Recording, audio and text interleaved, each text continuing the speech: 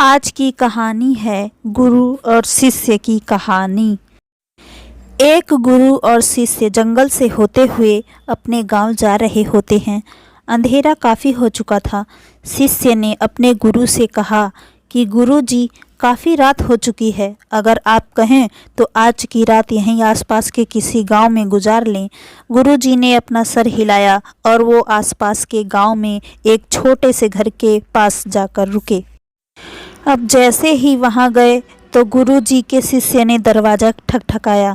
उस घर से एक गरीब आदमी बाहर आया तो गुरुजी ने बोला, हम अपने गांव जा रहे थे, लेकिन काफ़ी रात होने की वजह से हमने इसी गांव में रुकने को सोचा।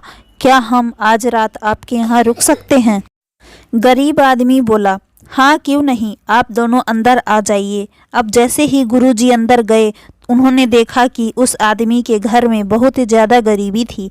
गुरुजी ने उससे पूछा कि आप काम क्या करते हो? वह गरीब आदमी बोला कि मेरे पास बहुत सारी ज़मीन है। तो गुरुजी ने बोला, अगर तुम्हारे पास बहुत सारी ज़मीन है तो इस तरह से क्यों रह रहे हो? वह आदमी बोला, यह किसी काम की नहीं है। गांव वाले बोलते हैं कि ये बंजर ज़मीन है, यहाँ पर कुछ भी नहीं उगाया जा सकता है और वहाँ फसल उगाना बहुत बड़ी बेवकूफ़ी है। गुरुजी ने बोला कि तुम्हारा गुजारा कैसे होता है?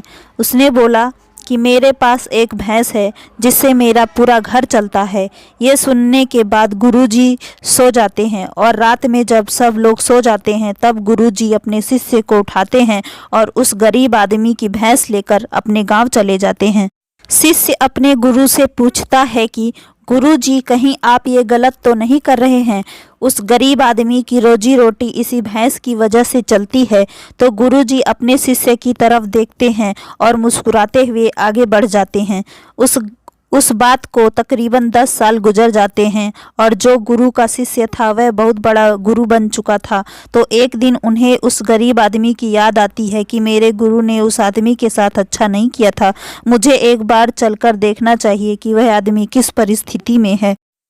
वह शिष्य उस गांव की तरफ जाता है और वहां जैसे ही पहुंचता है तो वह देखता है कि जहां पर उस गरीब आदमी का झोपड़ा था वहां पर एक बड़ा ही आलीशान महल बन चुका था और उस झोपड़ी के बाहर जो बंजर ज़मीन थी उस पर फल और फूलों के बगीचे थे।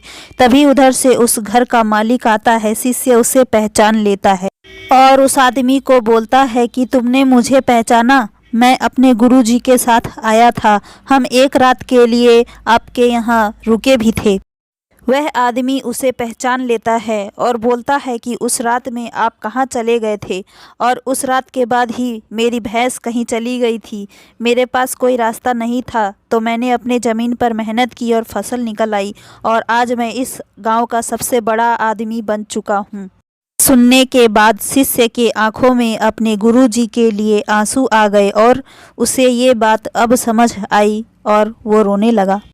इस कहानी से हमें यही सीख मिलती है कि हमारे अंदर ऐसी बहुत सी टैलेंट छुपी है, लेकिन हमें कोई ना कोई चीज़ रोक कर रखती है। वो आपके फैमिली वाले भी हो सकते हैं, आपको जॉब भी हो सकती है, कुछ और भी हो सकता है। देखिए, आपके पास भी तो भैंस की जैसी कोई दूसरी चीज़ तो नहीं है जिसने आपको आगे बढ़ने से रोक कर रखा है।